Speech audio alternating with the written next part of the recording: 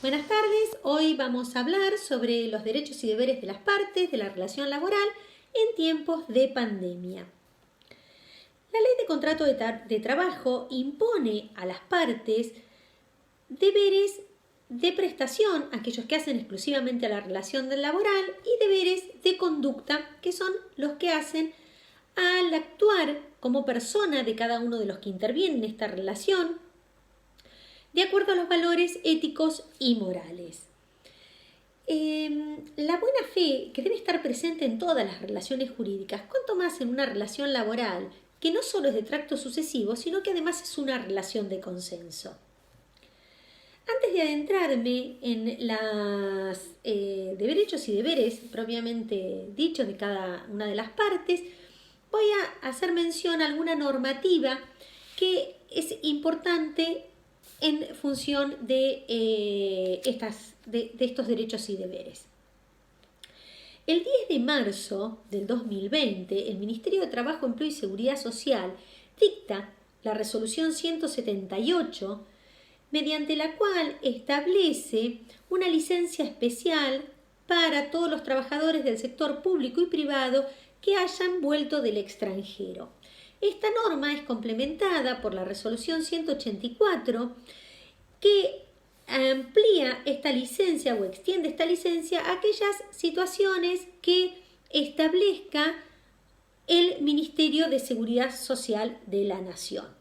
Un día antes se dicta el decreto de necesidad de urgencia 260, mediante el cual se establece que se abstengan de ir a trabajar o de prestar servicios a aquellas personas mayores de 60 años, mujeres embarazadas y personas en situación de riesgo.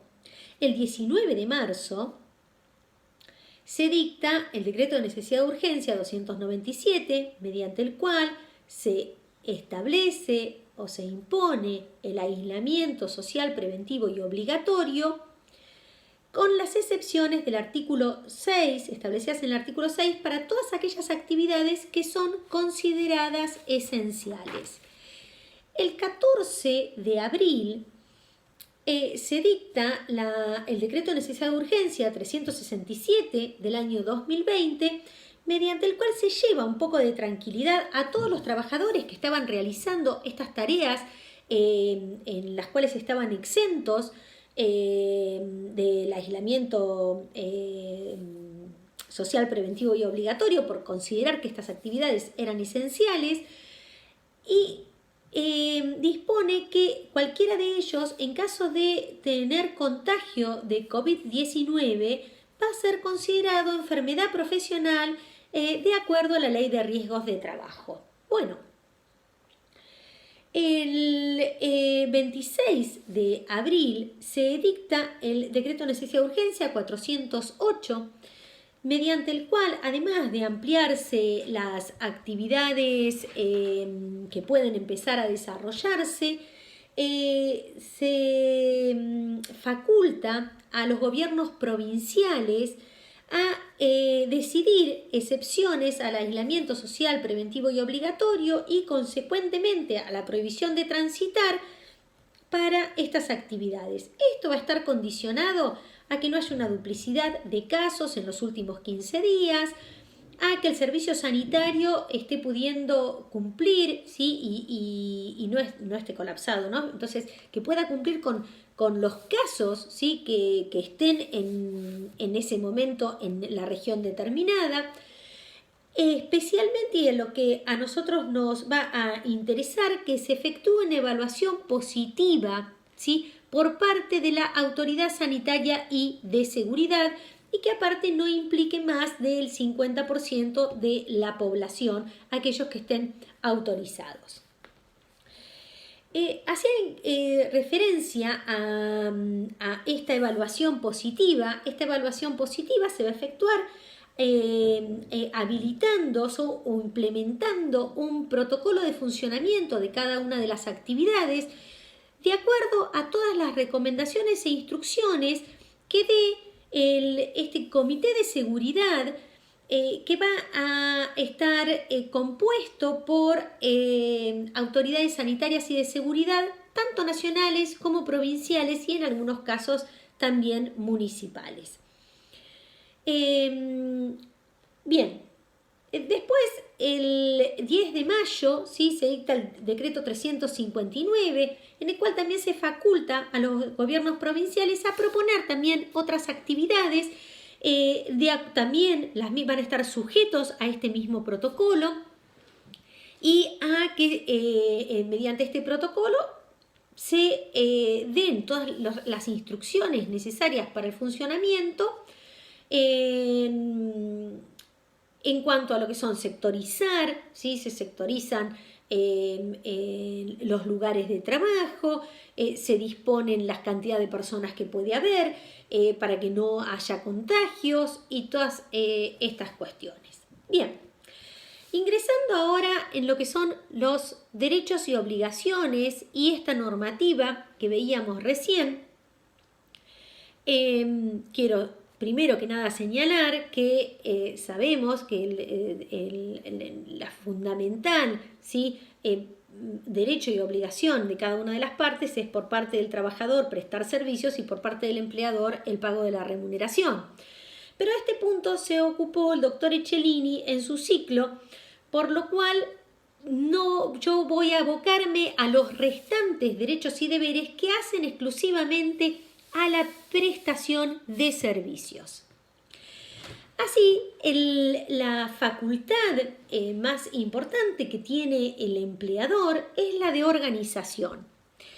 Es esta función administrativa que va a agrupar todas las actividades, recursos, tanto materiales como humanos, sin entrar en esta disyuntiva si los humanos pueden ser recursos, pero bueno, los empleados, entonces, para empezar a cambiar un poco el lenguaje, que sirven para poder alcanzar el objetivo de la empresa.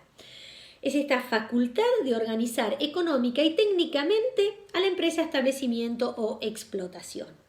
Bueno, ¿se ha visto alterado? Sí, la organización se ha visto alterada, primero que nada, por estos protocolos de funcionamiento de actividad a los que hacíamos mención antes. Porque lo que el empleador podía organizar y disponer, ¿sí? De acuerdo a su propia voluntad, con estos protocolos se ha visto limitada, ¿sí? Ya que le han impuesto un horario distinto de trabajo, cantidad de empleados que pueden estar en un lugar, cantidad de clientes que pueden estar en ese lugar, mamparas, adaptaciones determinadas. Entonces, por supuesto que se ha visto, y es indiscutible que se ha visto limitado. El segundo punto, ¿sí? En que se ha visto alterado, modificado, ¿sí? En la facultad de organización ha sido mediante el teletrabajo. Hay que tener en cuenta que el teletrabajo es una modalidad de organización del trabajo y no una modalidad contractual, ya que cualquiera de las modalidades contractuales puede realizarse en forma presencial o mediante el teletrabajo. En el año 2013, el Ministerio de Trabajo, Empleo y Seguridad Social dicta la resolución 595, creando el programa de promoción de empleo del teletrabajo. Y en su artículo 3 establece que teletrabajo es la realización de actos, ejecución de obras o prestación de servicios en los términos de los artículos 21 y 22 de la Ley de Contrato de Trabajo, en aquellos casos en los cuales el objeto del contrato o la relación de trabajo es realizada en forma parcial o total en el domicilio del trabajador o fuera del domicilio del establecimiento o los establecimientos del empleador, ¿sí? Mediante la utilización de todo tipo de tecnología de la información y de la comunicación. Bueno, resulta indudable, ¿sí? Que los empleadores han hecho uso de esta facultad de organización y han organizado el trabajo de una manera distinta, que es mediante el teletrabajo. La facultad de dirección que tienen los empleadores, esa posibilidad de ordenar en forma particular cada una de las prestaciones de los trabajadores, por supuesto que de acuerdo a su calificación laboral y a su categoría, también con la implementación del teletrabajo, ¿sí? Se ha visto modificada. Y tengamos presente que la facultad de dirección se materializa, ¿sí? Mediante el ejercicio del poder disciplinario, de la facultad de modificar las formas o modalidades de la relación de trabajo y por los controles personales. Bueno, en la primera, por el ejercicio del poder disciplinario, lógicamente que un trabajador que no cumple con cualquiera de los protocolos relativos a la implementación del protocolo para una actividad determinada es absolutamente pasible de una sanción. Respecto a las modificaciones de las formas y modalidades de trabajo, resulta indudable que la gran mayoría de los casos de teletrabajo no lo estaban haciendo hasta antes de esta realidad de la pandemia. Entonces ha habido una modificación unilateral por parte del empleador, ius variandi, indudable, ¿sí? Y sin perjuicio de ello, por supuesto que él atiende a es objetivo, ¿sí? Una cuestión objetiva que va a atender a la necesidad de la empresa y no es una cuestión decidida porque sí, sino que tiene una justificación. El teletrabajo desde ese punto de vista es indudable. Y también es indudable que no va a poder, ¿sí? Los límites del ejercicio del ius variandi siguen vigentes, no alterar condiciones esenciales, no causar un perjuicio material o moral al trabajador y que no sea un ejercicio del poder disciplinario en forma encubierta. Vamos ahora a los controles personales, ¿sí? Bueno, también los controles personales se han visto alterados. Tengamos en cuenta que el control personal que puede ejercer el empleador a los fines de preservar la empresa y a las personas que están adentro de la empresa siempre también ha tenido los límites de respeto a la dignidad del trabajador, de ser realizados en forma discreta, que no sea un método discriminatorio y que esté en conocimiento la autoridad de aplicación. Sin perjuicio de que esto sigue vigente, la realidad es que si nos situamos 6 u 8 meses atrás, 4 meses atrás, ¿sí? Que un trabajador para ingresar a trabajar tenga que someterse a que se le tome la temperatura o que en el transcurso de la jornada laboral se le tome la temperatura o se le controle determinada sintomatología, en aquel momento, en estos 6 u 8 o 4 meses atrás, hubiera constituido, ¿sí? Un avallazamiento ¿sí? al derecho del trabajador, ¿sí? Hubiera atentado de alguna forma o de todas las formas, ¿sí? Contra la dignidad del trabajador. Y hoy, sin embargo, es válido, ¿sí? Vamos ahora a los deberes y al deber de seguridad, a esta garantía de indemnidad total que tiene el trabajador, a esta obligación del empleador para adoptar todas las medidas necesarias para que ni la prestación de servicios ni las condiciones del trabajo puedan alterar psicofísica o emocionalmente al trabajador. Bien, vamos a hacer acá unas diferencias también cuando el trabajo es presencial o cuando hay teletrabajo. En el caso del trabajo presencial, por supuesto que el empleador debe adoptar todas las medidas legales de seguridad e higiene, conforme la ley 19.587 y sus reglamentaciones. Pero además, hoy debe adaptar a todos los protocolos para la actividad y debe proveer de materiales, barbijo, alcohol, guantes, máscaras, mamparas y todo aquello que le garantice al trabajador que no va a tener ningún perjuicio físico ni emocional. En relación, hay una cuestión que es importante quizás mencionar en relación al barbijo. Hoy a veces se está diciendo que como es una obligación social, no es una obligación del empleador. Bueno, dada la casuística que tiene el derecho laboral, no va a ser lo mismo un trabajador que esté en una zona verde solo, un trabajador que esté en una zona amarilla solo con otros empleados, o aquel que tenga contacto permanente con el público, porque no todos los casos son iguales y en algunos casos la obligación del empleador va a ser indiscutida y en otros quizás un trabajador que está solo no requiere que el empleador le dé un barbijo y simplemente se lo debe proveer como esta obligación social. Ni hablar en los casos de los médicos, donde lógicamente que tiene que el recambio sobre este tipo de materiales es mucho más seguido, ¿sí? Y hace a la tarea específica. Ahora, esto en lo que sería la relación presencial. En cuanto al teletrabajo, bueno, en cuanto al teletrabajo tenemos la primera parte, sí, que es si el empleador debe proveer los materiales necesarios para que se realice el teletrabajo, pero en función de lo que es el deber de seguridad, no hay duda que hay una estrategia de reestructuración social con el teletrabajo. Y lo importante es poder armonizar la vida laboral con... Se habla mucho de la vida familiar, pero no es solo la vida familiar, es la vida personal del trabajador. El trabajador aún no tenga familia, tiene una vida propia y personal, ¿sí? Y sin desconexión no hay descanso.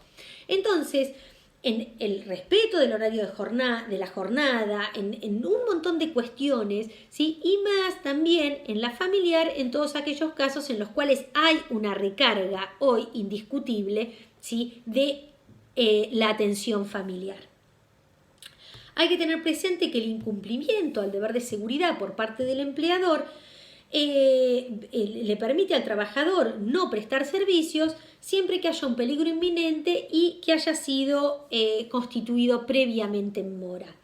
Ante esta situación de pandemia entiendo que, y es una opinión simplemente, pero considero que la constitución en mora podría ser contemporánea con la no prestación de servicios. Por supuesto que tiene que hacerse, pero quizás podría ser contemporánea, será materia de discusión. Un tema importante es qué pasa con aquellos trabajadores exceptuados de acuerdo al decreto de necesidad de urgencia 260 en el caso de que ellos quieran ir a trabajar, ¿sí? Bueno, hay que tener en cuenta que tienen una obligación de abstenerse a prestar servicios, con lo cual, si prestan servicios, la RT no va a cubrir no solo en caso de que se contagien por el COVID, sino que tampoco lo va a hacer en el caso de que tengan cualquier otro tipo de accidente, se trate de un accidente in itinere o un accidente de trabajo o otro tipo de enfermedad profesional. Otro de los puntos en relación a la seguridad es si la ART va a ser responsable del cumplimiento de los protocolos de actividad. Bueno, será materia de discusión, pero es interesante al menos dejar, o cuando menos dejar, esta duda. El deber de dar ocupación, ¿sí?, por parte del empleador, bueno, hay que tener en cuenta esta importancia que tiene para las personas efectivamente prestar servicios. Bueno, ¿cuáles son las excepciones? Fuerza mayor, cuestiones económicas, enfermedad del trabajador, ya sea por inculpable o por accidente o profesional o un accidente de trabajo, y la suspensión preventiva. Ahora bien, si podría estar justificada la no dación de tareas, esto hay que relacionarlo con el deber de iniciativa del empleador.